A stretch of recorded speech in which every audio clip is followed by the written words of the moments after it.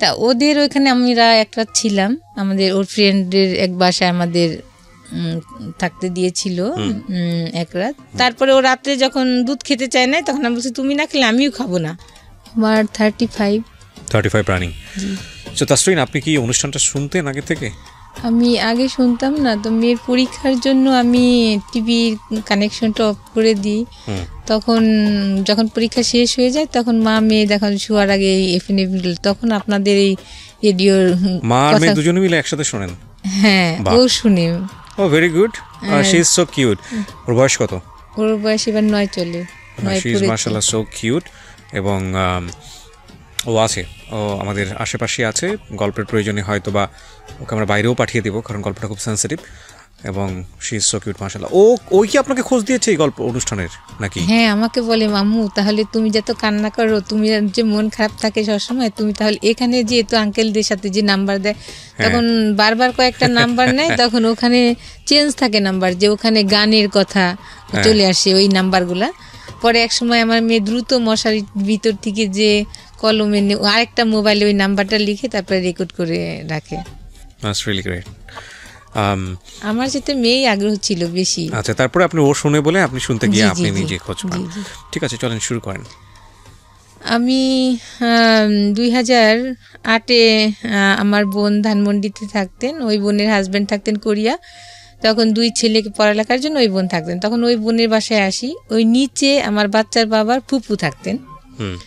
তখন এরা আমাকে দেখে বলতো, আমি একটু আগে থেকে এই পর্দাটা, আমি এখন থেকে না, আমি আগেও নামাজি, কিন্তু তখন একটু বাইরে যখন ছিলাম, দেশের বাইরে, তখন স্টাইল, যেমন হেয়ার স্টাইল করতাম, অনেক নেল পালিশ চয়েস ছিল ড্রেস আপের সঙ্গে। আচ্ছা, তো আমি একটু পিছনে ফিরতে চাই আমাদের অনুষ্ঠানের নিয়ম অনুযায়ী, খুব ছোট করে, যেহেতু আপনার গল্পটা মূলত সংসার কেন্দ্রিক গল্প। তার আগে আমি একটু জানতে চাই যে আপনার ফ্যামিলি সম্পর্কে, লাইক আপনার বাবা কি করতেন, আপনার কয় ভাই বোন ছিলেন? আমার বাবা রোডস অ্যান্ড হায়ার প্রথম শ্রেণীর ঠিকাদার ছিলেন। আমার বাবা স্ট্রোক করে মারা যান 2003-এ। তখন আমি বাইরে যাই, আমার বোন দুলাভাই আর বোনের ছেলে ছিল তখন। ওরা বাইরে ছিল আগে থেকে? জি। তখন আমি এক সময় বলেছিলাম যে আমাকে নিয়ে যেতে ওই দেশে। কোন দেশে? দক্ষিণ কোরিয়াতে। দক্ষিণ কোরিয়াতে। তখন আমার দুলাভাই বলেন, আরে আনমেড মেয়েরা এখানে আসে না, এটুকুই শেষ, হ্যাঁ, আর কোনো কথা নাই। তার কয়েক মাস পরে আমার বাবা স্ট্রোক করে মারা যান। তখন আমি খুবই আপসেট হয়ে যাই, কারণ আমি সবার ছোট ছিলাম। আর আমার বাবা কিছু হলে আমাকে বলতো পানি খাওয়া, কিংবা বাসায় এসে গেট খুলে বলতো যে তুমি দরজা, আমার নাম ধরে বলতো দরজা খুলে। আমার দাদি মারা যাওয়ার পরে আমাকেই ডাকতো। দেখা যায় ভাইরাও অনেক কি করতো, আমার বোনরাও আবদার করলে, সবার ছোট ছিলাম, দেখা যায় বাবা ঈদে আলাদা দিয়েছে, বোনরা আলাদা দিয়েছে, ভাইও আলাদা দিয়েছে, এইভাবে।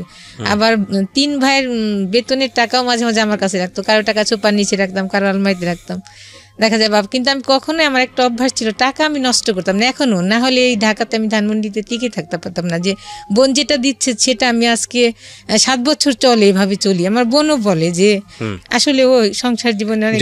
ঠিক আছে, বুঝতে পেরেছি আপনার পরিবার সম্পর্কে। কয় ভাই বোন আপনারা? আমরা 3 ভাই 6 বোন। 3 ভাই 6 বোন। তো আপনি যে গল্পে ছিলেন যে আপনার বোনের বাসায় বেড়াতে এসেছেন, এটা দেশের বাইরে থেকে থেকে আসার পরে, বাংলাদেশে আসার পরে, দেশে থাকা আসার পরে, যে ওটা একটা আমার ফ্যামিলির সাথে, আমার মায়ের সাথে একটু রাগ হয়েছিলাম। তারপরে যেই বোনটা আমাকে এখন যে সব কিছুই দেখে, তার উপরে একটু রাগ হয়েছিলাম, তার জন্য ওই বোনের বাসায় আসছিলাম। আর তাদের সাথে আমি টোটালি কন্ট্যাক্ট করতাম না, তখন সময় কাটাতাম শুধু। আমার রুমে একটা টিভি, আমি স্টেডিয়াম থেকে একটা টিভি কিনছিলাম ওই সময়, যে আমার সময় আসলে কাটে না ইবাদত করেও। আচ্ছা, আপনার পড়াশোনা বেশি দূর হয়নি? আমি বাইরে চলে গেলাম, ইন্টার করে আর করা হয়নি। ইন্টারের পরে আপনি পড়াশোনা করতে পারেননি। ওকে, সো দেশে আসলেন, দেশে আসার পরের ঘটনা। দেশে আসার পর যাই হোক, এইভাবে আমার তাও সময় কাটে না, তখন বিভিন্ন তালিমে যায়, নিচে যায়। তখন ওই নিচের ওই সময় ওরা ছিল 2 বোন, তো আমাদের বাসায় আসতো, আমাদের বাসায় কোনো ছেলে ছিল না। তখন বেশ ওদের সাথে মাঝে মাঝে বাইরে যেয়ে খেতাম। আর আমার ব্যাগে তো পার্সে অনেক টাকা থাকতো, তখন মার্কেটে যেতাম, ওদেরকে বাইরে গেলে খাওয়াইতাম। ওরা বলতো আন্টি ঠিক আছে খাও, আমিও খেতাম, মজা পেতাম, একা একা ভালো লাগে না, ওদের সাথে নিয়ে যেতাম।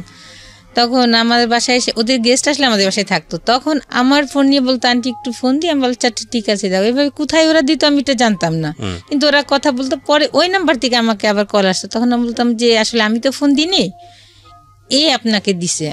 এইভাবে সে বিশ্বাস করতো না। এইভাবে সে একদিন 2 দিন কথা বলতে বলতে পরে আমার সাথে কথা হয়। পরে আমি তার সঙ্গে কোনোদিনও কথা বলিনি, মেসেজ পাঠাইতাম। তারপর ওই সময়টা মনে হয় টি20 খেলা হচ্ছিল, ক্রিকেটের টি20 হচ্ছিল।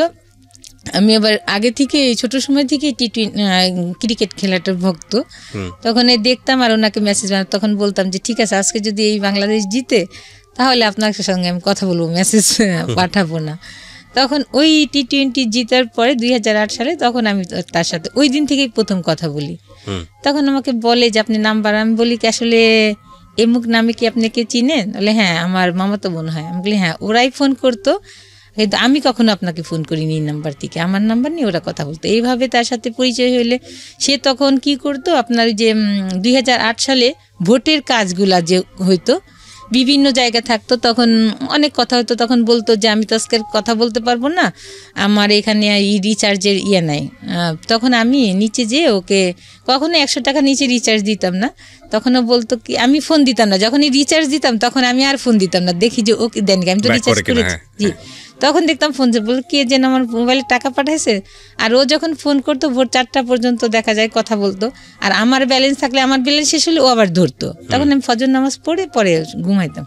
পরে আরেকদিন বলতো আমি আজকে কথা বলতে পারবো না, কারণ আজকে আমার একটা রিচার্জ না, এখানে নাই। তখন আমি আবার ওই দিন ধরা পড়ে গেছি যে হ্যাঁ আমি টাকা দিচ্ছি তাকে। এইভাবে মানে একটা বিষয় ক্লিয়ার ছিল যে আপনাদের দুজনেরই ভালো লাগা তৈরি হচ্ছিল। জি জি, 14 দিনের কথা হয়েছে, আমাদের দেখা হয় নাই। ফ্যামিলি থেকে আমার মা বোনরা একটা ছেলে ঠিক করে আমার সিটিতে, ছেলেটা আমাকে আমার বোনের বাসায় দেখতে আসে। পরে আমার বোন জিজ্ঞেস করে যে তোর কেমন লাগছে? আমি বলি জি ভালো। তখন এক পর্যায়ে ছেলেও পছন্দ করে, কিন্তু ছেলে বলে আমাকে 6 মাস পরে তুলে নিবে, এখন বিয়ে হবে। তখন আমার জামাই বোনরা এক পর্যায়ে যায় আমার সিটিতে। আমার চাচা, আমার বাবা যেহেতু বাচ্চা ছিলেন, আমার চাচা গার্জিয়ান ছিলেন, আর আমার মা, সবাই তারা যেয়ে ওই বাসায় যেয়ে বলে যে না আমরা দিব, কিন্তু বাট উঠায় আনার পরে 6 মাস রাখেন, তাতে সমস্যা নাই, কিন্তু যেদিন বিয়ে হবে সেদিন মেয়ে নিয়ে আসতে হবে, আপনাদের বাড়িতে নিতে হবে। এটা কে বলে? আমার ফ্যামিলি থেকে। আচ্ছা। তখন এক পর্যায়ে ওটা আমি জানতাম না। এই দিন যেদিন আমার ফ্যামিলি থেকে ছেলের বাসায় গেছে, ও তার আগের দিন আমি ওকে ফোন দিছি যে আমার মনে হয় এক জায়গায় বিয়ে হওয়ার কথা। বললো যে তোমার যাওয়ার দেখা না, আমি একটু কালকে ভিতরে আমি ঢাকা আসতেছি, ঠিক আছে তুমি যেও না।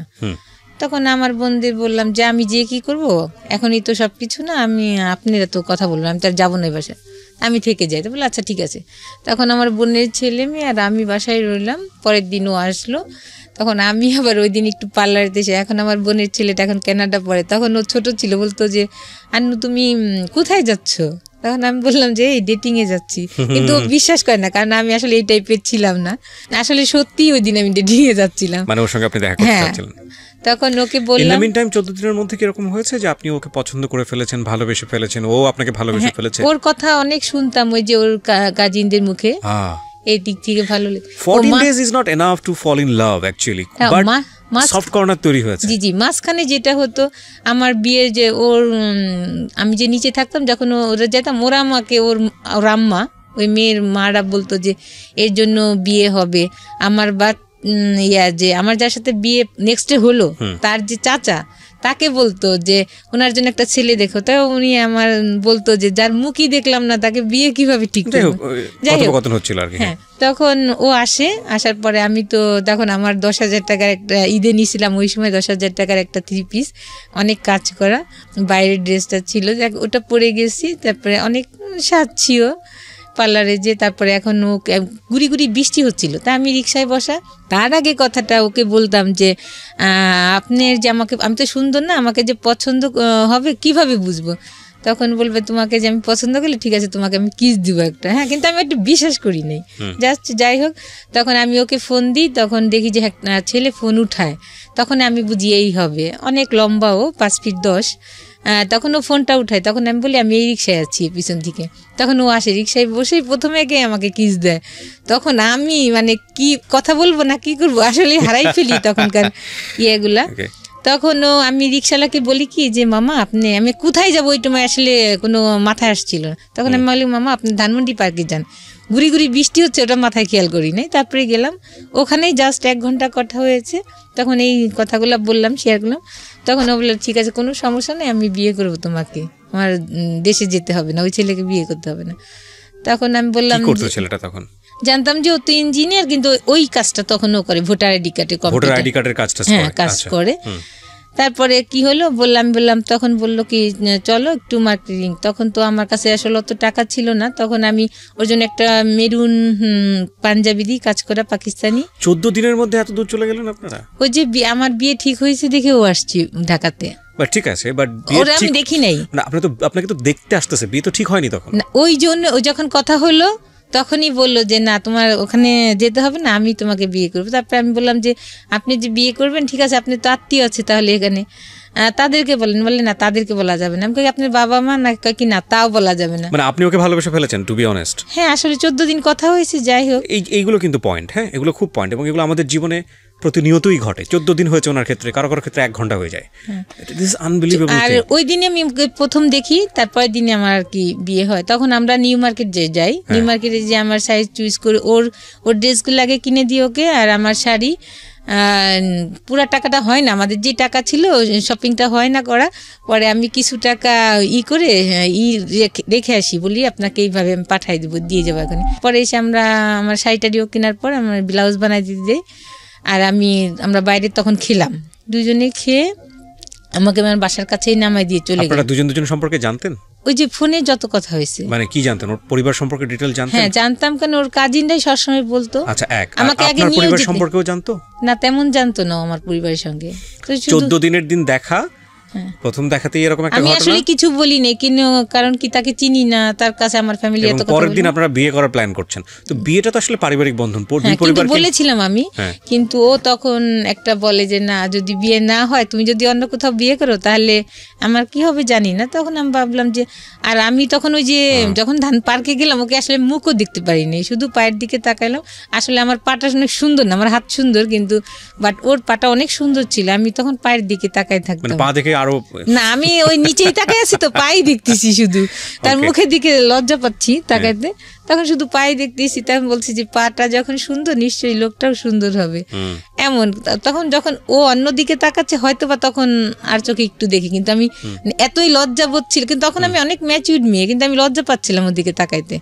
ফোনে কথা হওয়ার দেখা অনেকটা একটু থাকে, ব্যতিক্রম থাকে। তখন যখন ফেস টু ফেস কথা কই তখন লজ্জা ছিল, কিন্তু ওকে আমি অনেক টাইম ওর মুখের দিকে তাকাইতে পারিনি। যাই হোক, এক পর্যায়ে তখন ও মার্কেটে নিয়ে যায়, এগুলা কিনা হয়। তখন আমি ওর ওই কাজিনের মায়ের কাছ থেকে আমি টাকাগুলো নিই। তখন আমার ব্যাংকে যাওয়ার ছিল না, পরে ওখান থেকে 6,000 টাকা নিয়ে আমি আরো মার্কেটের ওখানে দোকানটা দিয়ে আপনারা নিজেরা শপিং করেছেন। পরে ও আমাকে রেখে গাজীপুর এক ফ্রেন্ডের বাসায় যায়। আমি কালকে তুমি রেডি হয়ে থাকো, আমি তোমাকে নিতে আসবো। অনেক বৃষ্টি থাকে, এত বৃষ্টি, আমাকে ছিনজি করে নিতে আসে। ওই দিন আমি একটু সাজি যে আজকে যখন আমার একটা দিন, তখন সে যে ওর ওই ফুপুকে আমি সালাম করতে যাই, আমি বলি কি দোয়া করেন? বলে হ্যাঁ আপনার মনে আসা পূর্ণ হোক। কিন্তু সে জানছে না যে তারই আসলে ভাইয়ের ছেলে। যাই হোক, পরে ওখানে অনেক ওরা অ্যারেঞ্জমেন্ট করে, গাজীপুর সালতা আমার বিয়ে হয়। বিয়ে হলে বিয়ে ছিল ওর ফ্রেন্ডরাই ছিল, আমার কেউ ছিল না আমার পক্ষে। তখন এক পর্যায়ে কাবিনের টাকা বেশি লিখেছে, 4 লাখ টাকা কাবিন হয় দেখে। একটা বিষয় খুবই খেয়াল করার মতো, সেটা হচ্ছে ঘটনার যদি একদম 2 লাইনে সাম আপ করি, উনি যাকে বিয়ে করলেন ওনাদের নিচ তলার ভাড়াটিয়া, যার সঙ্গে ওনার একটা সম্পর্ক ছিল, এই অর্থে 2 বোনের সঙ্গে উনি বাইরে মাঝে মাঝে আউটিং করতেন। তারা ওনার ফোন ব্যবহার করে যে ভদ্রলোককে উনি বিয়ে করলেন তাকে ফোন দিত। তো এইভাবে আসলে ওনার সঙ্গে কথোপকথন একটা পর্যায়ে, এবং 14 দিন কথোপকথন যেটা হয়েছে যে উনি অনেক বেশি লোনলি ছিল। ইতিমধ্যে উনি বাড়ি থেকে রাগ করে ওনার বোনের বাসায় আছেন, ওই সময়টাতে উনি টাইম পাস করছেন, বিভিন্ন রকমের কথাবার্তা বলতো ওই ভদ্রলোকের সঙ্গে। ইন দ্য মিন টাইম ওনার বাড়ি থেকে বিয়ে ঠিক করা হয়, সেটা ওই ভদ্রলোক জানতে পারে। জানার পরে ওনার সাথে ফার্স্ট দেখা, ইমোশনালি ওনারা একটা সিদ্ধান্ত নিয়ে ফেলেছেন, দে উইল ম্যারি। এবং যেখানে মেয়ে পক্ষের কোনো গার্জিয়ানই উপস্থিত নাই, ছেলে পক্ষের কয়েকটা ফ্রেন্ড আছে। এই বিষয়গুলো খুব খেয়াল করার মতো। আপনারা হয়তো গেস করছেন যে এরপরে কী হবে না হবে, বাট এগুলো আমাদের প্রাত্যহিক জীবনে হয়। হওয়ার পরে আসলে কি হয় সেটাও খুবই লেসন আছে আজকের স্টোরিতে। হ্যাঁ বলেন। তারপর ওখানে নিয়ে যে বিয়ে হয়, তখন ওই কাবিনের টাকা করতে যে টাকা থাকে না, তখন আমার গলায় চেন ছিল, চেনটা রেখে আমি ওখান থেকে কিছু লোন করি, যে টাকা আমি পাঠিয়ে দিলে চেনটা নিয়ে যেতে। তারপরে এভাবে বিয়ে করে আমরা দুজনে একসঙ্গে আসি। আসার পরে ওই দিন আমার বোন ছিল না, ওই যে আমার ছেলে পক্ষ দেখার জন্য যে সবাই গেছে দেশে, ওই দিন বাসা ফাঁকা। তখন আমি বলি কি থাক, কোথাও যাওয়া থাকে না, আমাদের বাসায় যেয়ে উঠি। তা ওদের ওইখানে আমরা একটা ছিলাম, আমাদের ওর ফ্রেন্ডের এক বাসায় আমাদের থাকতে দিয়েছিল এক রাত। ওরা অনেক ফুল টুল দিয়ে ওখানে অনেক কিছু ওরা সাজায় আমাদের, অনেক জি বাসর রাত ওরা ওখানেই করে। আর আমাকেও বরণ টরণ করা যেটা এটাও ওরা করে এগুলা। তারপরে ফিতা দিয়ে আমাকে ফুল দিয়ে গেট রুমে ঢুকায়। তারপরে পরের দিন আমরা চলে আসি। আমি বলি তাহলে আমার বোন তো নাই বাসায়, আমাদের বাসায় উঠি, অনেক রাত্রে আসি। তারপরে ধানমন্ডির এসে 27 বসে আমরা ফুচকা খেয়ে বাসায় ঢুকি। খাবার খেয়েছিলাম কিনা জানি না। তখন বাসায় এসে থাকি। বাসায় আবার আরেকটা মা মেয়ে থাকতেন ওই বাসাতেই, বড় বাসা ছিল, আরেকটা রুমে ওনারা থাকতেন। তখন আমি উঠলে পরে ওনারা আবার আমাদেরকে শরবত, মিষ্টি না ওই সময় একটা শরবতই আমাকে খাওয়াইছিল মনে আছে। তারপরে আমি ওই কয়েকদিন রান্না করিনি, ওনারাই রান্না করে দিত। আমি বলতে কি ওনারা আপনার হাজবেন্ডের আত্মীয় ছিল না, তাহলে ওনারা অন্য পার্সন ছিল ওখানে ওই একটা বাসা জানতো আপনাদের সম্পর্কে, আপনারা দুজন ওখানে থাকতেন। যে আমি বলছি খালাম্মা আমি বিয়ে করছি, তখন বলছি যে নিচে ওর আত্মীয়, তখন ওনারা চিনে। যা কয়েকদিন থাকার পরে তখন ওই মহিলা মাঝখানে জানি না, তার ছেলে ম্যারিড ছিল কিন্তু আমাকে খুব ডিস্টার্ব করতো। আমার বোনকে আমি বলেছি অনেকবার, ওই যে মুরব্বী কি মা ছেলে মাটা। তারপরে আর কিছু বলি না। যখন আমি বিয়ে হয়ে আসছি তারপর আমাকে রান্না টান্না করে আমাদের দুজন খুব আদর যত্ন করছে। মাঝে যে নিচে ওর ফুপুকে যে আবার উনি এগুলা করছে আমি জানি না। পরে উপরে আছে, তখন আমাদের রুম বাইরে থেকে তালা দেওয়া যে ওরা নাই, কিন্তু উনি কি বলছে যে ওরা ভিতরে আছে। এখন আমাদের দুজনে তো অনেক ওয়াশরুম চাপছে কিন্তু বেরোইতে পারছি না। ওরা যাচ্ছে না 12টার পর্যন্ত এই বাসাতেই, ওরা মা মেয়ে ওর কাজিন ওর পুপু ওরা বাসাতে। তখন এক পর্যায়ে ওরা আর কতক্ষণ থাকবে, তখন ওরা নিচে যায়। তখন আমরা ওই 12টার সময় আমরা বের হয়ে ওয়াশরুমে যাই। যে পরে আমি কেন জানি আমার মনে হয় আমি একটু রেডি হয়ে বাইরে যাই। পরে ওই বিয়ের শাড়িটা আমি পরি, ও পাঞ্জাবি পরে, দুজনে পরে। পরে আমি বলি কি ওনার যে মেয়েটা থাকতো, যে আমাদের সাথেই আরেকটা যে ইয়ে থাকতো খালাম্মা, ওনার মেয়েটা, আমি বলি কি আপা আমরা একটু বাড়িতে ঘুরে আসি। কেন জানি আমার মাথায় আল্লাহর তরফ থেকেই হয়তো বা, কারণ নাহলে ওইখানে গ্যাঞ্জাম হতো পরের দিন। পরে আমার বোনের বাসায় যাই, বলি আমি সরাসরি উঠে, যে ওকে আবার বলি নাই যে আমি আমার বোনের বাসায় যাই, চলো রিক্সা নিয়ে যাই। আপনারা উঠেছেন কোথায়? আমার ওই যে আরেকটা বোন যে ছিল, যে বোনটা কোরিয়া থাকতো, ওর না আপনি বিয়ে করে উঠলেন কোথায়? ওই বাসাটাই, ওই নিজের বোনের বাসাতে? জি। ওই বোন জানতো যে আপনারা বিয়ে করে এসেছেন? না, ওই বোন তো ওই যে বললাম না বাসায় ছিল না, যে আমার জন্য ছেলে দেখতে গেছিল সবাই দেশে। মানে ওই বাড়িতে আপনার আত্মীয় স্বজন কেউ ছিল না যেখানে উঠেছেন? বোনের ছেলে, কারণ একটা ছেলেকে নিয়ে গিয়ে আপনি উঠতেছেন, বাসায় মানুষজন সন্দেহ করবে না? না, তখন ওই যে ওই খালাম্মারা ছিল, বলছি আমি যে বিয়ে করছি আমি। খালাম্মা বলতে কোন খালাম্মা এটা? মানে আমার বোন, ওখানে তো বড় ফ্ল্যাট ছিল, দেখা যায় একটা রুমে ওই খালাম্মা তার মেয়ে ছিল, খালাম্মার হাজবেন্ড ছিল। এই খালাম্মাটা কি ধরনের খালাম্মা? ওই বাসায় থাকতো আমরা, যে আর কি আপনাদের সাথে ভাড়া থাকতো? হ্যাঁ জি জি। আচ্ছা, ভাড়াটিয়া ছিল। তার আমার বোনরা তো সবাই মিট হয়ে গেল আমাদের বাড়িতে ওই ছেলে দেখার জন্য। ওই ফাঁকে তো আমি একটা খারাপ কাজটা করেই ফেললাম। যাই হোক, তখন বাসায় উঠি, তখন উনাকে আমার তো বলাই লাগবে, আমি বাসার ভিতরে আসছি একটা ছেলে নিয়ে, এটা আমি বলবো না। তারপরে আমি 2 দিন না 3 দিনের মাথায় পরে আমার ওই বোনের বাসায় আমি যেয়ে উঠলাম রাত, তখন 12টা 12:30 বাজে, বললাম যে আমি বিয়ে করছি। তখন আর কিছুই বলে না, আমার বোন হাসলো, কারণ আমি তখন ম্যাচিউরি ছিলাম। আর আমি মাঝে ওই যে একটা ব্যাপারে ভাই বোনদের উপর রাগ হয়ে বিয়েই বসতে চাইনি, বলছি বিয়ের কথা শুনতেই পারতাম না। ঠিক আছে, আমরা স্টোরি দিকে আগে। হ্যাঁ, যাই হোক, তারপরে বিয়ে করার পরে এখন পর্যায়ে তো তারা জানছে। পরে ওরা যে ভিতরে সব আমার শ্বশুরকে ফোন করে বলছে চাচা চুচ, আমি জানি না এগুলা।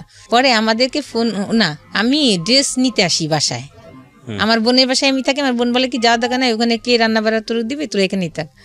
পরে আমি ড্রেস আনতে যাই, ওর ড্রেস, পরে ওর শু আর ড্রেস আমি ব্যাগে নিয়ে আসতে, তখন দেখি যে ওর ফুপু তো বোন তালা দিয়ে রাখে গেটের, মেন যে গেট নিচে কেচি গেট, কি ব্যাপার তালাকে? ওদের বাসায় বলি আপনি চাবি দেন তালাকে। ওদের বাসায় যাওয়ার পর ওরাও বাসা থেকে তালা দিই, কী ব্যাপার?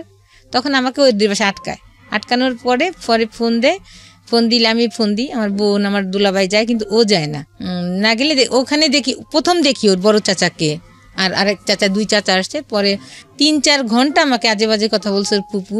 এর মাঝে বলে আমাকে, ওই সময়টা আমি শুনি, ওর চাচারাও বলে যে এই ছেলে তো ভালো না, তুমি যে বিয়ে করছো না জেনে, ওর তো একটা ছেলের সাথেও অ্যাফেয়ার ছিল। তখন বলে ওরা, ওই সময়টাকে আমাকে বলে যে একটা ছেলের সাথে অ্যাফেয়ার ছিল, ওই ছেলের জন্যই ও গলায় দড়ি নিতে চাইছে, কেরোসিন গায়ে ঢেলে ও আত্মহত্যা করতে চাইছে। আমি এর কোনো কিছুই বলি না, কিন্তু ভিতরে বলি আল্লাহ এখন আমি কি করবো। তখন মেন লজ্জা পাচ্ছিলাম, ওখানে বোন জামাই ছিল। আমি যদি একা শুনতাম কথাগুলা আমি লজ্জা পেতাম না, কিন্তু কষ্ট পেতাম, কিন্তু আমি মনে হচ্ছিল কি আল্লাহ মাটি, কিন্তু ওরা যে বকাবাজি করতেছে ওইগুলো আমার কানে যাচ্ছে না, আমি খালি এইগুলো আমার বোন দুলাভাই শুনতে। যাই হোক, তা আমি ওই সময় ফার্স্ট জানি এগুলো। এখন আমি কি করি, আমি না কিছুই বলি নাই, তখন আমার চাচা শ্বশুর আমাকে, যে উনি মারা গেছেন, উনি আমাকে একটা সার্টিফিকেট দিয়েছিলেন যে মেয়েকে একটা ধন্যবাদ, এত ঘন্টা ধরে এত মানুষ এত কিছু বলছে যে একটা কথাও সে বলে নাই। তখন আমাকে বললো তোমার মতামত কি? আমি বলি কি আসলে তো আমি একটা অন্যায় করে ফেলেছি, আমি এখন কি বলবো, এটা আমার, আমি বলেছি ওকে যে গার্জিয়ানকে ইয়া করতে, কিন্তু ও গার্জিয়ানের আপনাদের করে না। আমি বলছি আমার গার্জিয়ান নিয়ে, ওর গার্জিয়ান নিয়ে, কিন্তু ওইগুলা করেন। এক পর্যায়ে আমি বাধ্য হয়েছি ওর সঙ্গে বিয়ে বসতে। তখন আমার বোন সব কিছু মিলে দেখেন ওরা করে ফেলছে। তখন আমার বোন বললো ও তো ম্যাচিউর হয়েছে, ও যদি বিয়ে করে একটা খারাপ কাজ করে না, ও তো খারাপ কাজ করে না, ও তো এতদিন ধরে আপনাদের এখানে থাকে, আমার বোন আরেক বোনও থাকে, তাই এর আগে কি কিছু খারাপ শুনেছেন? বলছে না। তাহলে কিভাবে খারাপ বলতেছেন? আমার বোন সে বিয়ে করছে, কোনো খারাপ কাজ করে নাই। সে যদি এর আগেও একটা অকারেন্স করতো তাহলে বললাম না আসলে আমি জানতাম না আমার বোন খারাপ, কিন্তু আপনারাই তো সার্টিফিকেট দিচ্ছেন যে এর আগে কিছু শুনেন নাই, আপনারাই ভালো বলছেন, এর আগেও বলছেন, আর আমি নিজেও জানি আমার বোন ভালো। যাই হোক, তখন এক পর্যায়ে আমার চাচা শ্বশুররা সার্টিফিকেট দেয়, আমার শ্বশুরের বলে যে না এরা ভদ্র ফ্যামিলি, এরা জব করে, সবাই শিক্ষিত, বাবা নাই মেয়ের, কিন্তু এরা এর ভগ্নিপতির দেখলাম এরাও খুব ভালো, কথাবার্তা বুঝে মনে হচ্ছে। তখন আমার শ্বশুর ফোন দিল, ঠিক আছে ওদের এইভাবে আসা দরকার নেই, ওই দিনই ফোনে ওদের একটা অনুষ্ঠান করে নিয়ে আসবো, 3 তলায় আমি কমপ্লিট করি, টাইলস বসাই, তারপর ওদেরকে নিয়ে আসবো, ওরা যেন এমনি নাচ চলে আসে। যাক, এটাই ফাইনাল কথা। তখন আমি আমার বাসায় যেয়ে রইলাম। এক পর্যায়ে তারপরে মনে হয় এর 15 দিন পরেই আমার শ্বশুর দিন দিবে, বিয়ের দিন ডেট ঠিক হবে, ওই দিন আমার চাচা শ্বশুর যাবে বাসায়। আমার শ্বশুর আবার গ্রামের বাড়িতে গিয়েছিলেন, ওখান থেকে আসার সময় সে নৌকায় একটা নদী পার হইতে হয়, গ্রামের বাড়ি থেকে আসার সময় নৌকাতে উঠার আগেই সে মনে হয় ওয়াশরুম চাপে সাইডেই ওয়াশরুম করতে যে স্টক করে, ওয়াশরুম করতে যে সে উঠে সাথে সাথে সে স্টক পড়ে যায়। ওখান থেকে তাকে হাসপাতালে আনতে আনতে সে মারা যান। তখন আমাদের বিশ্বাস হয় না, তখন আমার ওই বড় চাচা শ্বশুর ফোন করেন যে তোমরা কি কিছু জানো? আমরা বলছি না। তখন ওকে বলে যে তাই তুই চলে আস। তখন আমার বোন বলে যে তাহলে তুই ওর সাথে যা, আমাকে বলে। তখন আমিও যাই, আমি মনে হয় যাই সঙ্গে, ওর যাই গেলে পরে ও বাড়িতে নেন আমাকে। ওর একটা স্যার ছিলেন, স্যারের বাসায় আমি থাকি টিটিসিতে, আর ও বাড়িতে যায়। ও বাড়িতে যাওয়ার পরে আমার দুলাভাই আবার যায় ওই দিনই, ওর সঙ্গে আমার দুলাভাই যায়। পরে গেলে আমার দুলাভাই ওই সময় মৃত বাড়ি গেলেও সে তার যে সামাজিকতা সেটা করে গেছিলেন, দাদি শাশুড়ি, নানি শাশুড়ি, আমার শাশুড়ির জন্য শাড়ি, এগুলা সব সে সামাজিকতা করে গেছেন। তখন তারা বলল যে দেখেন এখন তো এই পর্যায়ে অনুষ্ঠান করার আসলে মন মানসিকতা নাই, আর মানুষও একটা খারাপ বলবে, তাহলে আপনি ওকে, আমার বাচ্চার বাবার কথা বলে যে ওকে যে নিয়ে আসুক। এক পর্যায়ে আমাকে নিয়ে যায়, ও অনুষ্ঠান ছাড়াই নিয়ে যায়, গ্রামের বাড়িতে উঠায়, ওখানে ছোটোখাটো অনুষ্ঠান হয়, তারপরে আমাকে শহরের বাড়িতে নিয়ে আসে। তারপর শাশুড়ি ওই বাড়িতেই থাকে, গ্রামে থাকে। আমার বোনরা আমাকে রেখে আসে শহরে। এক পর্যায়ে আমাকেই সব বহন করতে হয়, তাদের শুধু ঘরে চাল ছাড়া আর কিছু লবণও রাখে না, কলের পানি ছিল। আমার বোন আমাকে 10,000 টাকা দিয়ে আসে যে হাত খরচ বাবদে, ওই 10,000 টাকা আমি 1 মাসে খরচ করি, এর ভিতরে আর কোনো বাজার কর না। তারপর এক পর্যায়ে সিলিন্ডারে গ্যাস শেষ হয়ে যায়, আমি চুলাতে রান্না করতে পারি না, পরে আমি গ্যাসও কিনি। এক পর্যায়ে তারা আর বাজার করে না, কিছুই করে না, কিন্তু তার ভিতরে আমি যাওয়ার পর থেকেই তারা করে যে আমাকে ছাড়াবে। নেক্সট একটা কথা, আমার দাদি শাশুড়ি ভাই উকিল ছিলেন, তা উনাকে আবার আমার শাশুড়ি ওনার সঙ্গে যোগাযোগ করে যে ওকে নিয়ে কথা। তখন আমার হাজব্যান্ডকে নিয়ে যায়, আমার দাদি শাশুড়ি ফোন করে নিয়ে যায়, বলে যে কত টাকা কাবিন করছিস, সেগুলো বলে কি বুঝে শুনে করছিস, এত টাকা কাবিন করছিস, বউ তো ছাড়তে হবে। বলে আমি বিয়ে তো করছি ছাড়ার জন্য না, যাই বিয়ে করছি ছাড়ার জন্য না। এইভাবে অনেক ঝামেলা চলতে থাকে। আর আমাকে যত শাস্তি যত প্রকারে আছে, আমাকে ডাইনিং স্পেসে শুতে দেয়। দেখা যায় যে ও আসলে আমি সারাদিন আমরা কথা বলতে পারি না, আমি যদি কিচেনে থাকি ও কিচেনে যে আমার সঙ্গে কথা বলে, আমাকে ধরে কিচেনে। কিন্তু তারা সবাই খাওয়া দাওয়ার শেষে আমি শুইছি, লজ্জা পাচ্ছি। আর বেডশিটও এমন একটা নোংরা ছিল, পরে আমার বোন একটা বেডশিট দিয়ে আসে, ওটা আমরা ব্যবহার করি। আমি কোনো কিছুই বলি না। উনি 6 মাস শুধু খেসারি ডাল দিয়ে ভাত দেয়, আমি খেতে না পেরে কাজের বোয়ারে দিয়ে আমি কচু শাক আমি রান্না করে ফ্রিজে রাখি, যে এইভাবে কীভাবে ভাত খায় ওরা নাস্তা, কিন্তু আমি নতুন বউ বলতেও পারছি না কিছু। তারপরে এইভাবে আমার বোনটা বললে ওরা কি মাছ কিনে না?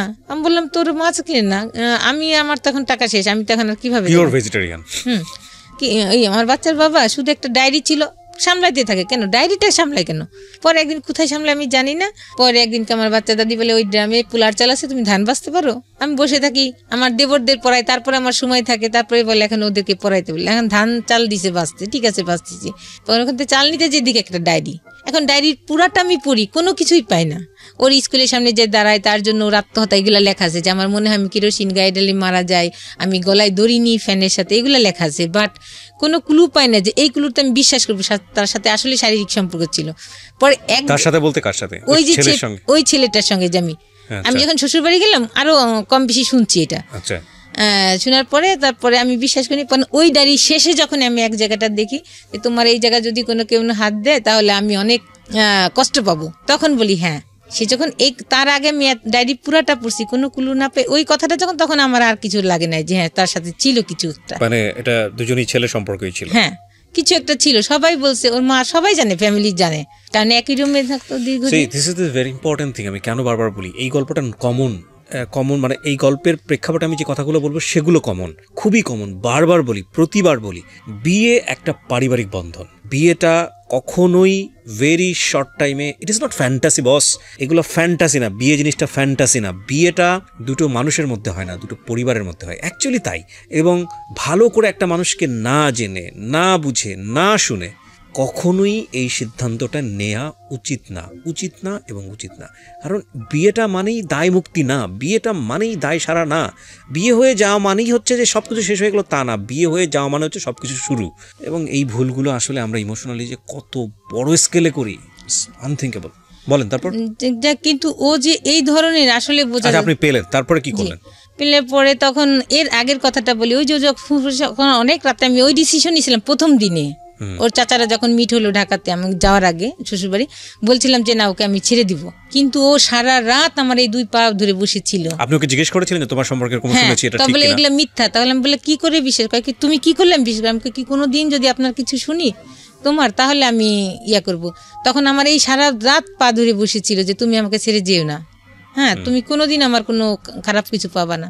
তখন একটা ছেলে যদি এইভাবে কান্না করে, এতই করে, সে আপনি ডায়েরি পেলেন, তখন নেক্সট যে তার ডায়েরি পেলাম, তখন তো আমার অনেক দিন তার সাথে সংসার জীবন হয়ে গেছে, তখন আর আমি কিছুই বললাম। আপনি তাকে কোনো জিজ্ঞেস করেননি ডায়েরিটা কি? হ্যাঁ সে শুধু সামলাইতো।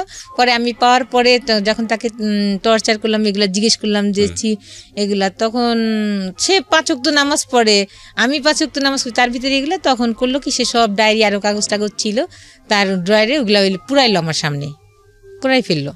ওই ডায়েরিটা আরো কি কি কাগজ ছিল ওগুলো পুরাই ফেললো। বাট আনসারটা কি ছিল তার? কিছুই বলে না, শুধু হাসে এক পর্যায়ে রেগে সব পুরাইলো। পুরার পর তখন আমার তো নতুন সংসার, কোনো কিছুই রাগ না। বিয়ের কয় মাস পরের ঘটনা এটা? বিয়ের 2 মাস 3 মাস পরে।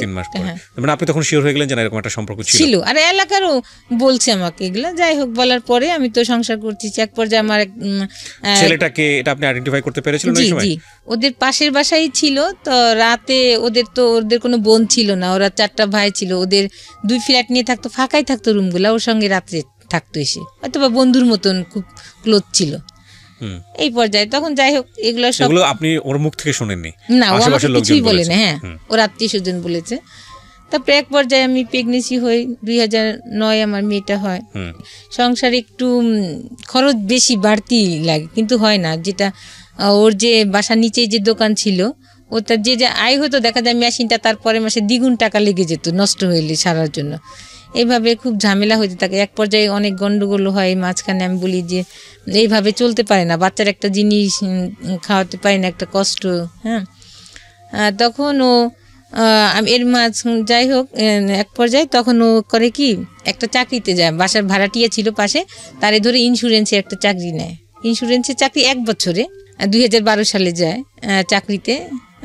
প্রথম দিকেই মনে হয় চাকরিতে যায়। তখন সে ভালোই চাকরি করতে থাকে, বেশি স্যালারি ছিল না, তার ভিতরে আমি চলে যেতাম। সে জানতো, চুপচাপ কিছু বলতাম না। দেখা যায় আমার 4 বছরের সংসার জীবনে সে একবার একটা ইলিশ মাছ কিনেছিল, আর একবার বাইলে মাছ কিনেছিল, আর মেয়ের জন্য সে মাছ আনতো পাঙ্গা, সেটা দে। কিন্তু আর এদের এত সম্পত্তি, এতই, কিন্তু এটা এত হিসাবি, এত কৃপণ। ও যখন জবে যায় আমি জানি না, মাঝে মাঝে এসে বলে যে আমার এক ম্যাডাম আছে, ওখানে ওই টেবিলটায় গেলে উনি এই কাজ করে এক্সট্রা পায়, টাকা পায়। তাই আমি বলি আস্তে আস্তে দেখো, প্রায় ম্যাডামের কথা বলতো। তখন আমি এক পর্যায়ে বলি, তুমি এত ম্যাডামের গল্প, তুমি যে সহজ সরল মানুষ, তুমি তারপরে অল্পতেই মানুষের ফাঁদে পড়ে যাও। কয় কি আরে না ঝামেলা। আমি কি হয়েছে? কয় কি না ম্যাডামের একটা পারিবারিক সমস্যা। আমি কেন, ওনার ভাই বোন নাই? কয় হ্যাঁ, এক ফুপা আছে, ওনার হাজব্যান্ডের সাথেই হচ্ছে না ঝামেলা। এর ভিতরে কিন্তু সেই জড়াই গেছে, আমি জানি না। আমার বাচ্চার যখন 2nd বার্থডে, ওই দিনই ও প্রথম ঢাকাতে, পরে আমি এগুলো মিলাই। আসলে কি ওকে আমি অন্ধবিশ্বাস করতাম, কেন জানি আমি ভাবতাম না ও সত্যই কোনো বাসায় মেয়ে আসলে বাইরে ও তাকাইতো না, তাদের মুখের দিকে তাকাই কথা বলতো না, তাদের সাথে কথা বলতো না, শান্ত স্বভাব ছিল। আমরা জোরে কথা বললে বলতো যে তোমরা তো বাইরে যাও না, বাইরে গেলে তো মুখ আমার দেখাইতে হয়, তোমরা এত জোরে কথা বলো কেন, বাসার রাস্তা থেকে শোনা যায়। এই ধরনের সে খুবই, আর সে কি বলবো অন্য ধরনের মানুষ ছিল আমার কাছে না, শুধু আমার ফ্যামিলিও বলে, কিন্তু সেই ব্যক্তিটা যে এত খারাপ কাজ করতে পারে এরপরেও। তারপরে আমার বাচ্চাটা এরকম ম্যাডাম ম্যাডাম করতো। তখন ফার্স্ট ডেতে আমি ফোন করি, ঢাকা আসছে সে মেশিনের কাজে, বাড়ি থেকে ঢাকা আসছে, আসার পরে কি ব্যাপার ফোন ধরে না, রিসিভ করে না। ওর বার্থডের বাজার করবো, সে গেছে 12টায় পৌঁছেছে, তার ফুল বন্ধ, ওর দাদির ফোন দিয়ে দেয় বন্ধ। তখনই সারি ওই মেয়েটা। আর ম্যারিড পার্সন, একটা কথা আমি যেটা বলি, ম্যারিড পার্সন মেয়েদের হয় কি সহজেই সহবাস হয়ে যায় একটা পুরুষের সাথে যদি সম্পর্ক থাকে, কারণ তখন তো মেয়েটার আর মেয়ে একটু ভয় পায় যে না কি করবো। আর ছেলেদের কোনো প্রবলেম নাই, কেউ দেখলেও কি আর না দেখলেও কি, যে এটা আমার তর্ক, কিন্তু মেয়েদের একটা আনমেড ভয় পায় কিছু অ্যাক্সিডেন্টলি কিছু ঘটে কিনা, কিন্তু আমার পরবর্তীতে আমার সংসার জীবন কেমন হবে। কিন্তু ম্যারিড মেয়েরা কিন্তু এটা ভাবছে না, একটা ম্যারিড ছেলের সাথে সম্পর্ক, যেটা আপনার পার্সোনাল অপিনিয়ন, আমরা ওই জায়গাটায় না যাই, ইভালুয়েশনের জায়গাটা না যাই, ঘটনাটা কি ঘটেছে সেটা বলেন। হ্যাঁ, তখন দীর্ঘদিন ওই মেয়ের সাথে যোগাযোগ করে, যেটা আমি জানি না, ওর নামে আর একটা ওর কলিগ ছিল, বলতো কি ভাবি, তখন ওই মেয়েকে নিয়ে ওই মেয়ে একটু দূরে ছিল, বাসা কাছে নিয়ে আসছে যাতে তাকে সে যোগাযোগ বেশি করতে পারে, শর্ট টাইমে চলে আসতে পারে। পরে বলে কি ভাবি আমার কোনো হাতে কিছু নাই এখন, আপনি সংসার আপনি রাখেন। বই কেন, ওই দিন আমি টাকা নিয়ে যাই, ওর জন্য একটা জায়নামাজ গিফট করবো, 13ই নভেম্বরে বার্থডে ছিল, জায়নামাজ গিফট। তখন আমার হাত পা ভেঙে আসে যে কি বললো এটা। তখন আমি বলি আচ্ছা ঠিক আছে, তখন আমি আর বাসায় আসি না, বাসায় না এসে ওই মেয়ের অফিসের কাছে দাঁড়ায় থাকি। ওই দিন ও অফিসে নাই, ও আবার কি করতো, সবাই যখন লাঞ্চে যেত ও তখন যেত না, তখন ও ওই মেয়ের সাথে কথা বলতো, সবাই যখন লাঞ্চের থেকে আসতো তখন ও লাঞ্চে আসতো। তারপরে করে সকাল সন্ধ্যা ও এর আগে যেত, কি ব্যাপার তোমার গোসল করে আসছো কোত্থেকে, তোমার হাত দিয়ে সাবানের সেন্ট, তোমার গোসল করলে মানুষের একটা ফ্রেশনেস থাকে, ও এড়াই যেত কথা। পরে একদিনকে ও শার্ট দিয়ে পারফিউমের সেট, মেয়েদের একটা শরীরে একটা গন্ধ আছে আলাদা, ছেলেদের একটা আলাদা গন্ধ আছে, তখন বল কি তোমার শার্ট দিয়েছে মেয়েদের গন্ধ কেন, ও হাসি উড়ে দেয়। সকালে একদিনকে আরেকদিনও বাইরে গেছে, আমি নাস্তা বানাইনি, ও হাতে মাংসর গন্ধ, কি ব্যাপার তুমি তো বাসাতে কিছু খেয়ে গেলাম, তোমার হাতে গন্ধ কেন মাংসের, ও হেসে উড়াই দেয়। এইগুলো করতেছে আর উড়াই দিচ্ছে। ফজর নামাজ পড়ে সে বাসায় আসতো না, কি ব্যাপার এত টাইম, বলে কি ওই যে তাবলিকেরই ছিল, দাওয়াত ছিল, ওখানে গেছিলাম, কিন্তু কন্টিনিউ সে মিথ্যা তো বলে যাচ্ছে। তারপরে আমার মা তখন ক্যান্সারের রুগী ছিল, আমি আসবো আমার মাকে দেখতে, তখন ও আমাকে এড়াই যেত আর বলতো যে তুমি গেলে এত তাড়াতাড়ি আসলে, এত টাকা খরচ করে গেলে, 1 মাস না থাকলে হয়। আপনারা এইটা বুঝে নিয়েন যে ও একটা স্বামী স্ত্রীর মধ্যে যেই সম্পর্ক থাকা উচিত আমাদের সেটা ছিল না আমার, কিন্তু আমি এটা মাঝে মাঝে মিসিং পেতাম, ওর বুঝতাম, কিন্তু সংসার জীবনে কলহর জন্য স্টপ হয়ে যেতাম, মাঝে মাঝে মন খারাপ হতো, কান্না করতাম, তারপরে আর বার্গেনিং করতাম না।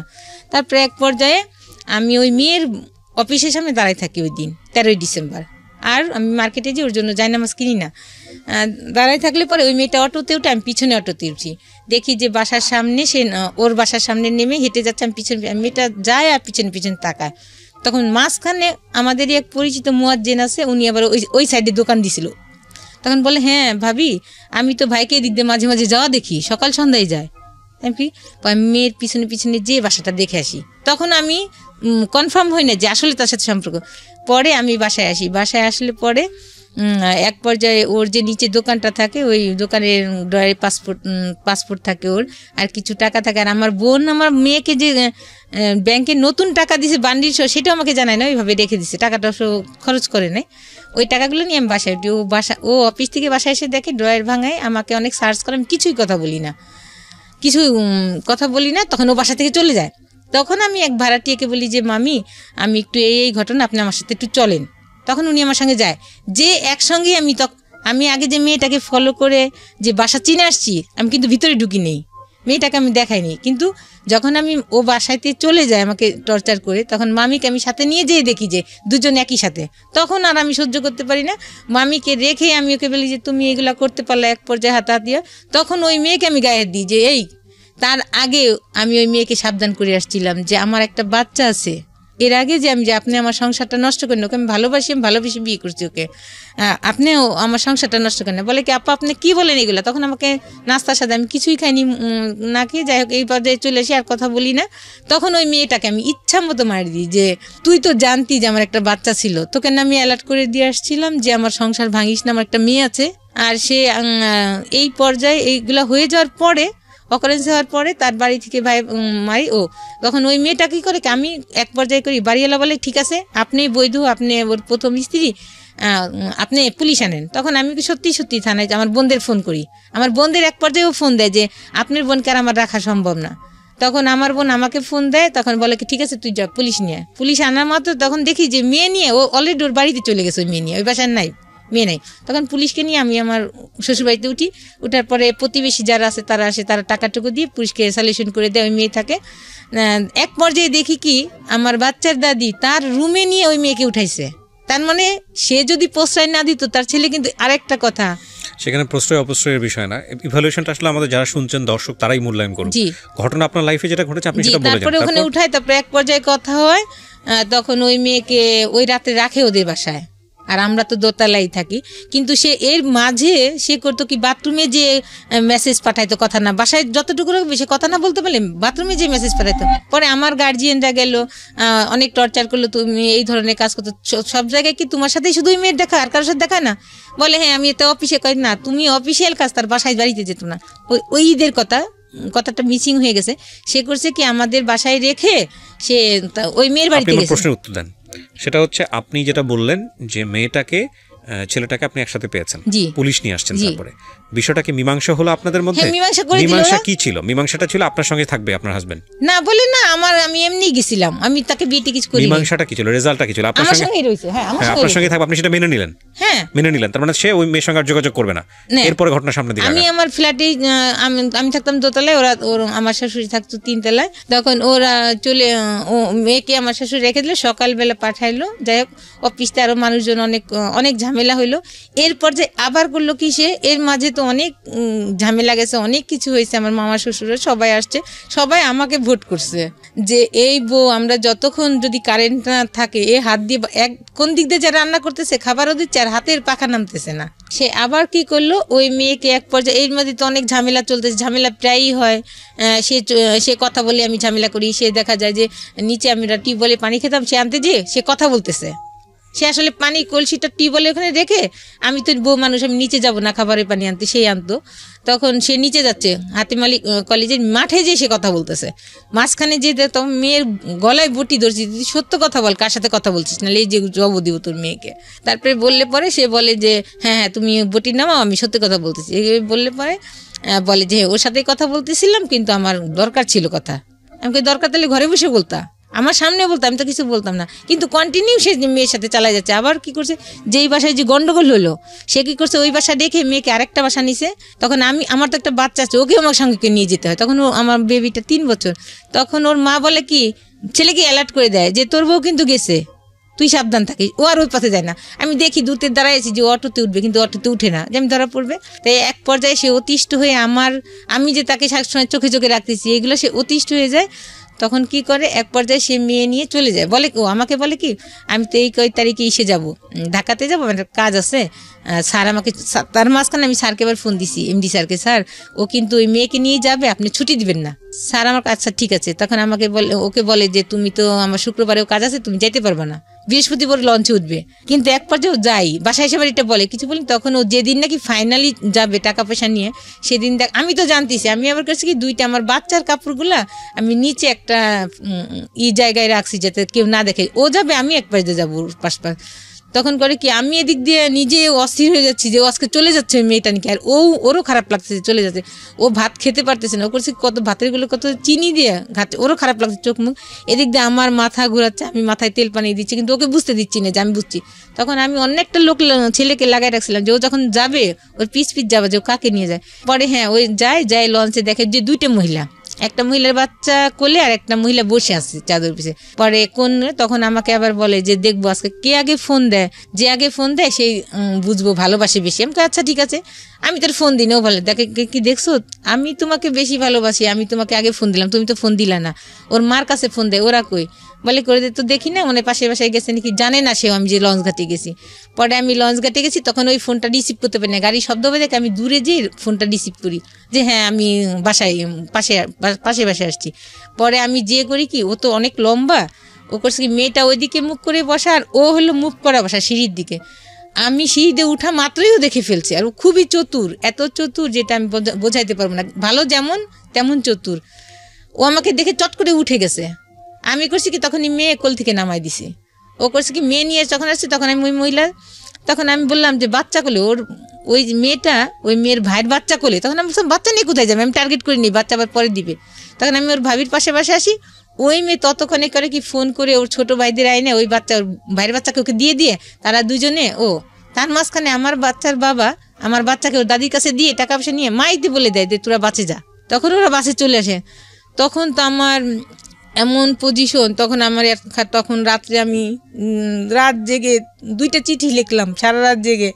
আর যতক্ষণ চিঠি লিখছি ততক্ষণ শুধু আমার মেয়ের দিকেই আমি তাকাই কান্না করছি।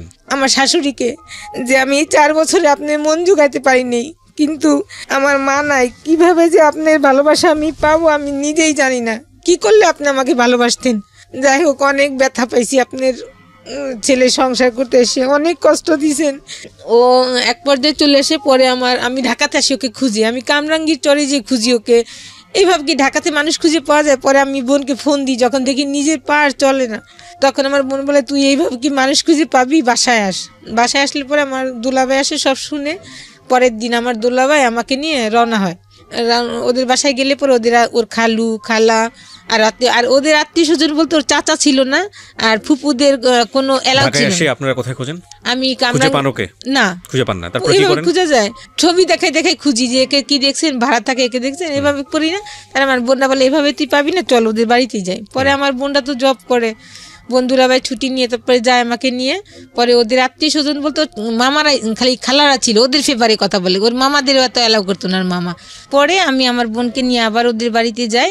পরে এক পর্যায়ে আমি যাই না, আমার বোনের বাসায় থাকে। আমার বোন আবার ওদের থ্রেট করতে থাকে যে আমার বোনকে তোরা কোথায় গুম করছিস, বের কর, নাহলে তোদের নামে আমি কেস করবো। এক পর্যায়ে তাহলে ওর মা ফোন করে ছেলেকে বাড়িতে আনে। ও বাড়িতে আসার পর আমাকে একটা মেসেজ দেয়, তোমার সংসার তোমারই রয়েছে, আমি বাড়িতে ফিরে এসেছি, তুমি আসো। পরে আমার বোনটা আমাকে নিয়ে যায়, সকালে আমরা পৌঁছানোর পরে এক পর্যায়ে অনেক আমাদের আত্মীয় স্বজনও যায় ওইখানে, পরিচিত সবাই, আমার দুলাভাইয়ের যারা সার্কেল ছিল তাদেরকে নেওয়া হয়। ওদের আত্মীয় স্বজন আসার পর অনেক গ্যাঞ্জাম হয়। এক পর্যায়ে ওরা আমাকে ছাড়ানোর জন্য টাকা পয়সাও রেডি করে রাখছে ওর মা, আমরা সেটা জানি না। তখন এক পর্যায়ে আমার দুলাভাই ওকে গায়ে হাত দিতে যায়, এত বড় বিয়াদব একটা বাচ্চা আছে যেখানে, সেইখানে আমি বলি কি ঠিক আছে। পরে আমি আমার এক আত্মীয় ছিল মুফতি, তখন আমি বলি ভাই ওই মেয়েকে কীভাবে ছাড়ানো যায়? তখন বললে যে কি একটা দোয়া ছিল, যিনি মুত্তাকিলা মুফাসসিল না কি বললে আমার নাম ধরে, তাছাড়া যত স্ত্রী থাকবে তালাক হয়ে যাবে। তখন আমি ভুল করছিলাম যে এটা যদি করে সে তাহলে ঠিক আছে আমি মানবো। পর এইটা করার পরে সকালে শুকুর আলহামদুলিল্লাহ আমি সংসারে থেকে যাই। আমার বোনটা চলে আসার পরে একদিন থাকে বাসায়, তারপরের দিনই করে কি সে বলে যে আমি নল সিটিতে কাজে যাচ্ছি। ওর মা বলে ও কি কাজে যাবে না, তার মিথ্যা কথা বলে কাজে। আর ও করতো কি, তখন বাসায় আমাদের দোতলায় থাকতো না, 3তলায় বেশি সময় কাটাতো, কারণ ওইখানে তো অবাধে সে যাত্রা করতে পারবে না, তার কোনো কেউ বাধা নাই। তখন সে ওই মেয়েকে নিয়ে ওই বাসায়, পরের দিন পরে আমি ফোন দিছি, আমাকে তো বলছে যে বলে কি মেজো ফুপুর বাসায় যাবো ওখান থেকে কাজ সেরে। পরে আমি ফোন দিছি, মেজো ফুপু ও কই, নিপাকে ওর সাথে পাঠাই দিন। বলে কি যে কেন কীভাবে তো আসে নাই, আমাকে কেন যায় নাই। পট করে উনার মেজো ছেলে এসে ফোন ধরে, হ্যাঁ ভাবি, উনি আমার ভাসুর হইতো, কিন্তু ভাবি বলতো হ্যাঁ ভাবি ও তো আমাদের বাসায় আজকে যাবে না কালকে, আমি করে এক্ষুনি বাসায় পাঠান, আসলে মিথ্যা। পরে আমি আর কিচ্ছু বলিনি। ও তখন আমি বাসায় রান্না করে মনে উপরে খাই, এর ভিতরে তো বাচ্চা দাদি যা তা খেতে দিতে এই আজে বাজে কথা বলে। তারপরেও আমি তো না খাওয়ার মতোই হয়তো বা যখন পারি না তখন একটু যে পানি কোনো রকম খেয়ে আসি। তারপরে করি কি, তখন আমার মাথায় আর কাজ করে না যে আর ওকে সময় দেওয়া যাবে না, ওর সংসার আমাকে আর সম্ভব না। তখন আমি বাইরে যে গ্লোভস কিনি হাতের, একটা কাগজ কাটে যে ধারালো ব্লেডের মতো নিয়ে এসে ওই চাকুটা কিনে কি ছিল আপনার প্ল্যান ছিল যে আমি যখন ওর সংসার করতে পারলাম, কোনো মেয়েই জানি সংসার করতে পারে না, এটাই আমার মাথায় ছিল যে ওরা একটা এমন ব্যবস্থা করবে যাতে ও আর কোনো মেয়ের জীবন নষ্ট করতে না পারে। তখন এক পর্যায়ে ও পরের দিন রাত্রে আসে, আমি তো রেডি হয়ে বসে আছি, আমি বাসায় রেডি থেকে ও বাসায় আসে, আসার পরে উপরে দুজনে একসঙ্গে খাই। আমি কোনো কথা অন্য দিন কিন্তু অনেক ঝামেলা করি কোথায় গেছিলে, কিন্তু ওই দিন কোনো কথাই বলিনি। বাসায় আসার পরে আমার বাচ্চার দুধ ছিল, গুঁড়ি দুধ, ওটা আমি করি, আগেই ঘুমের ওষুধ আমি গুঁড়ি করে রাখি, রাখার পরে ওর দুধে মিলাই, ওর কাপটা আমারটা মিলাই না।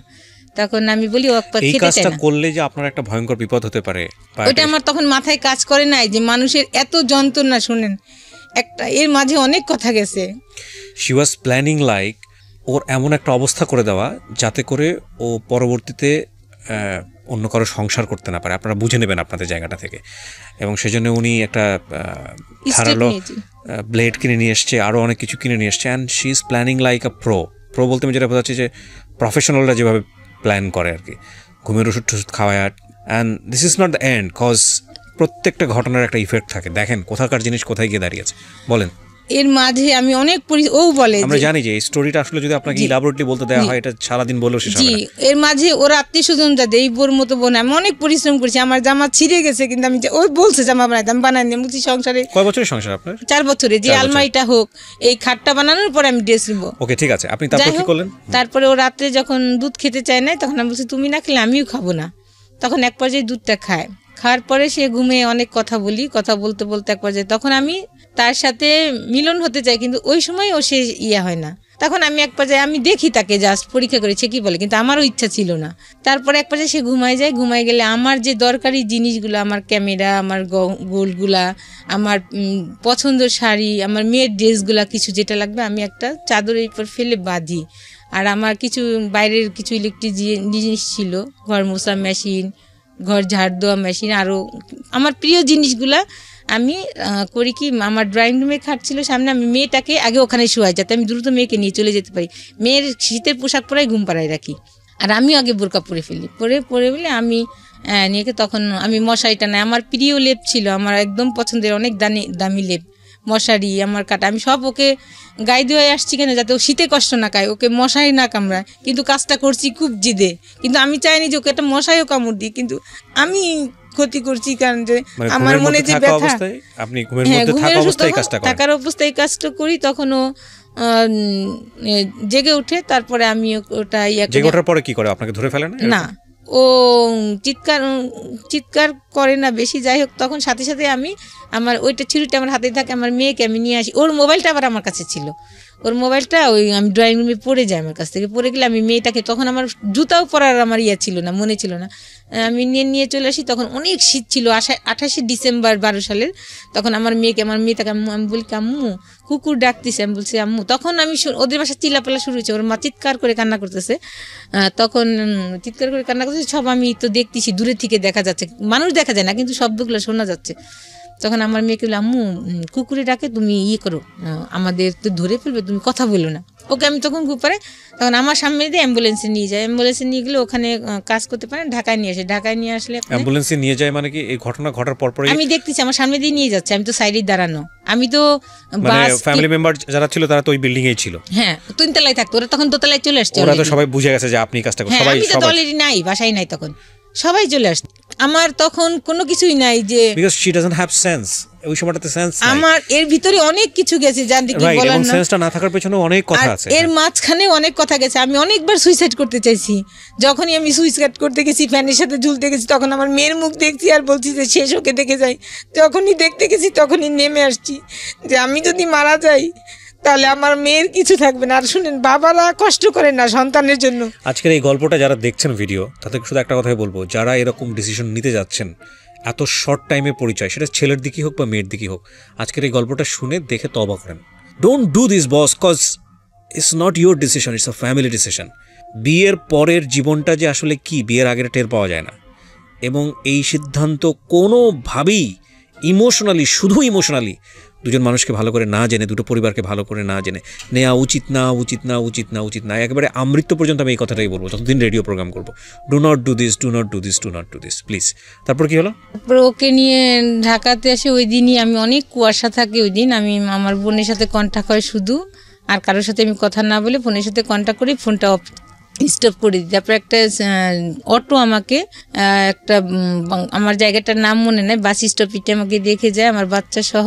তাকে আমি অনেক শীত, আমি বসে থাকি, কেউ থাকে না, গার্ডরা থাকে, ওখানে বসে থাকি। তারপর একটা সকাল 6টার দিকে বাস আসে, একটু দেরি হয় বাস আসা, কারণ কুয়াশা ছিল অনেক। আসলে পরে তারপরে আমি গাজীপুরে যাই, গাজীপুরে আমার বোনের ওখানে বাড়ি আছে, ওখানে যাই আমাকে রাখে প্রথম। পরে আমার বোন ওই দিনই ওই ঘটনাটা সবাই জেনেও ফেলছে, পুরো এলাকায় জানা হয়ে গেছে। পরে আমার ফ্যামিলিতে জানছে, আমার বোনাই তো অনেক রাগারাগি, কিন্তু আমার বোনাই রাগ মানে এদিক দিয়ে রাগারাগি, কিন্তু আমার বোন বলতেছে আমার বোনকে আগে বাঁচায় আসি যেটা হোক। তখন আমাকে গাজীপুরে তার বাড়িতেও রাখে নাই, পাশের সাইডে একটা ভাড়া করে রেখেছে।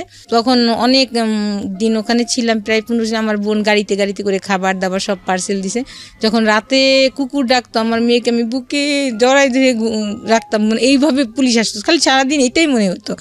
তারপরে আমার মেয়ে দিনের হলে দাঁড়ায় থাকতো, যে আম্মু, আমি বলি আম্মু দাঁড়ায় থাকে না, পুলিশ আসবে। বলে কি আম্মু, আমি দূর থেকে দেখি, আমার আবুজি যখন নামাজ পড়তে যাবেন আমি দূর থেকে আম্মুজিকে দেখবো, আমাকে পুলিশে ধরতে পারবে না।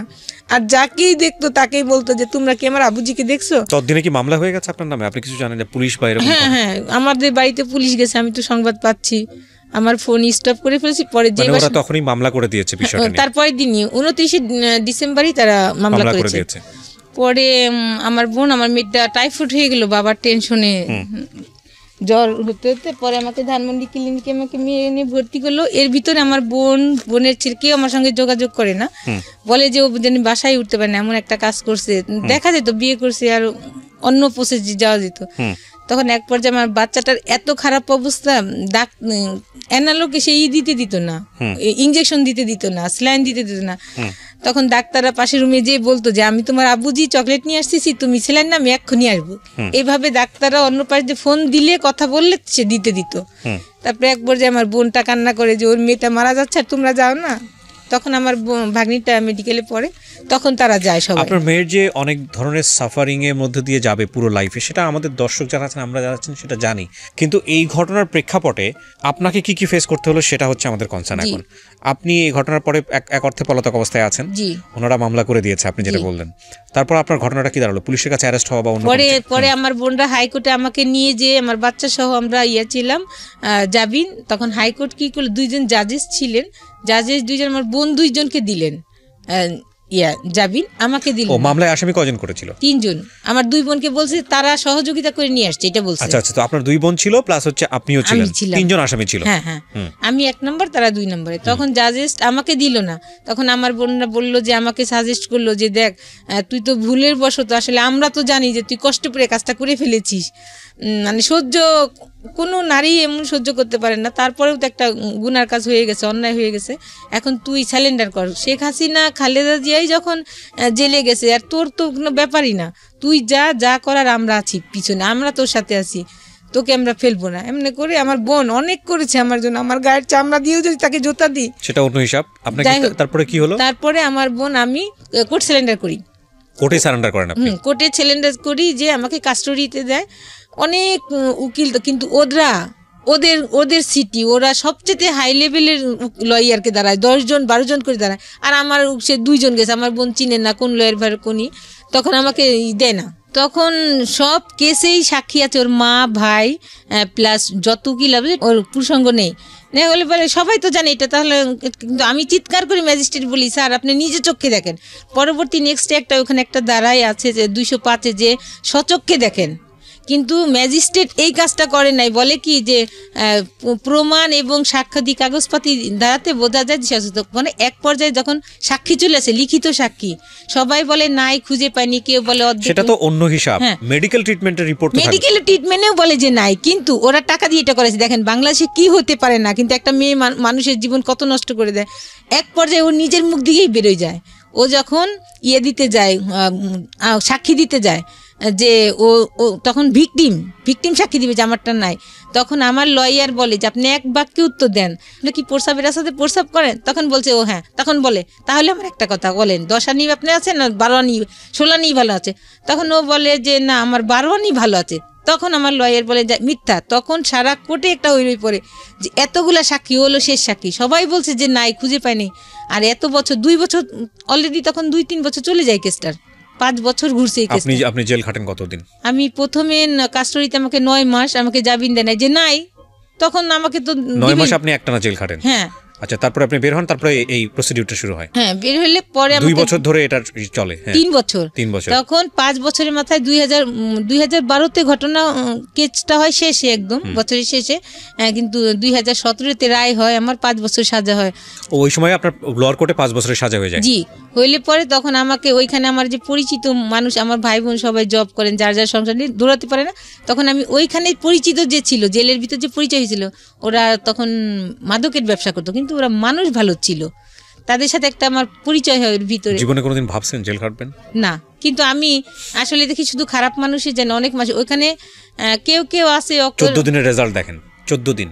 বললাম না, আজকে যারা শুনতেছেন, this is not the first time. আমি আমার লাইফে এই রেডিও 13 বছর ধরে রেডিও ক্যারিয়ার আমার, আমি প্রায় 9 থেকে 10 বছর শুধু এই অনুষ্ঠানগুলোই করি, 9 to 10 ইয়ার্স।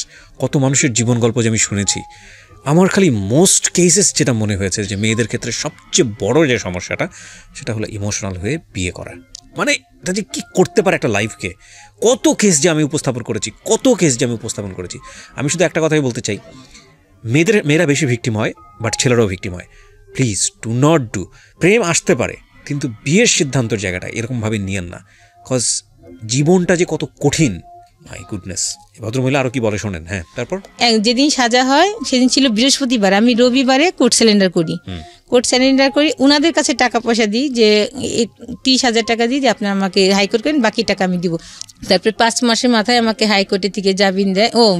জজ কোর্টের থেকে আমাকে দেয় না, আমাকে তো মেট্রো কোর্টেতে সাজা হলো, জজ কোর্টেতে আমাকে দেয় নাই। কিন্তু আমি জজ কোর্টেতে কিন্তু 5 বছরের সাজা আমি জজ কোর্ট থেকে পেতাম, আমাকে দেয় নাই জামিন। পরে আমাকে হাইকোর্টের থেকে জামিন দিলে জজ কোর্ট থেকে আমি চলে আসি। পরে ওই সময় আমি যখন জেলে ছিলাম 5 মাস, ওই সময়টা আমার বাচ্চা পানিতে পড়ে গেছিল, তখন আমার বাচ্চা সাঁতার জানতো না, আজকে আমার বাচ্চা এই পর্যায়ে থাকতো না। আমাদের একটা ভুলের কারণে, একটা নারী হয়ে নারী সংসার এবং আমাদের সন্তানগুলো শেষ হয়ে। আপনি বারবার নারীর কথা কেন বলছেন বলেন তো? আপনার যে জামাই, হ্যাঁ পুরুষ, আপনি তার কথা কেন? ওই নারী যদি না জেনে শুনে আসতো তাহলে আসতো না আমার কথাটা। আপনার 100% ভুল ধারণা। এই চিন্তার জায়গা যদি আপনি ডেভেলপ না করেন, তাহলে হয়তো আপনার জীবনে আবারও ভুল হবে, আল্লাহ মাফ করুক।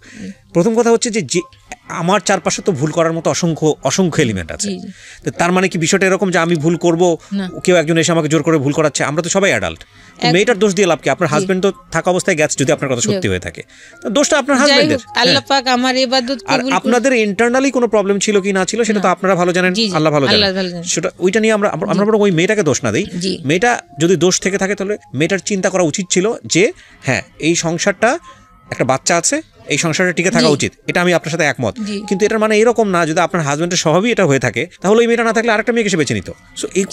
চলে আসছি, এই যে ক্লুটা ধরতে পারছেন।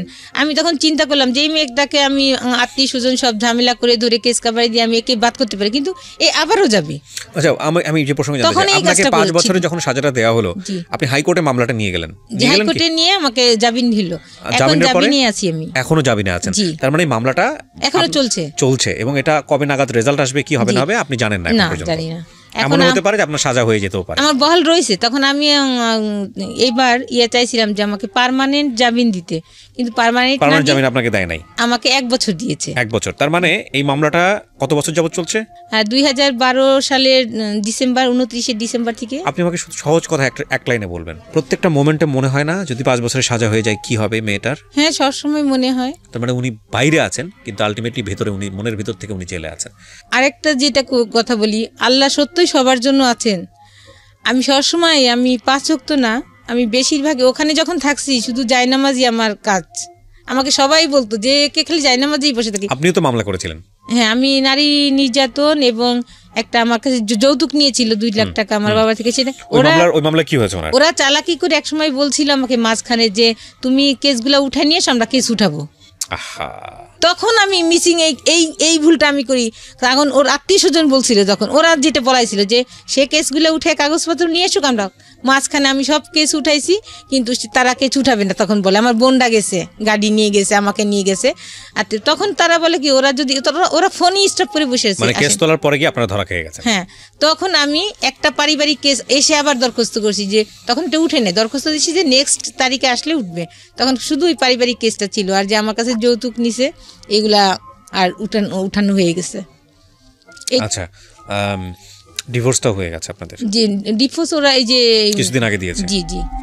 This is really touchy story এবং সহ্য করার মতো না। উনি যে গল্পটা আজকে মুখ ঢেকে এখানে বলেছেন, ওনার গার্ডস ছিল পুরো সমাজকে ফেস করার, কিন্তু ওনার মেয়ের কথা চিন্তা করে উনি আজকে ফেসটা দেখান নাই। মেয়ের সামাজিকতা, মাশাআল্লাহ, she has a cute baby, বেঁচে থাকার একটা অবলম্বন তার কাছে আছে, কিন্তু জীবনে একটা ভুলের জন্য পুরো জীবনটা কোথায় চলে যায় আপনারা চিন্তা করে দেখেন। ওনাকে যে অত্যাচারটা করা হয়েছে, আমি যদি বলি যে হ্যাঁ অত্যাচার জীবনে আসতেই পারে, ঘটনা দুর্ঘটনা ঘটতেও পারে, উনি যদি ঠান্ডা মাথায় স্টেপটা নিত যে ঠিক আছে মামলা তো আমাকে করতে হবে, পুলিশের দ্বারস্থ আমার হতেই হবে, তো ঠিক আছে ও যে অন্যায় করছে সেটার জন্য নারী নির্যাতন মামলা করি বা এটা করি ওটা করি, ঠিক আছে, ওইখানেই কিন্তু সাজাটা এনাফ ছিল। কিন্তু উনি না করে নিজে এই ধরনের একটা কাজ করেছে জিঘাংসা থেকে, যে না আমার সংসার যেহেতু হলো না, ওরা এমন একটা ব্যবস্থা করে দিব যাতে করে ও অন্য কোনো মেয়ের কাছে যেতে না পারে, এবং সেটা সে করার স্টেপ নেওয়ার পরে ওনার লাইফটা পুরোটাই বিকলাঙ্গ হয়ে গেছে।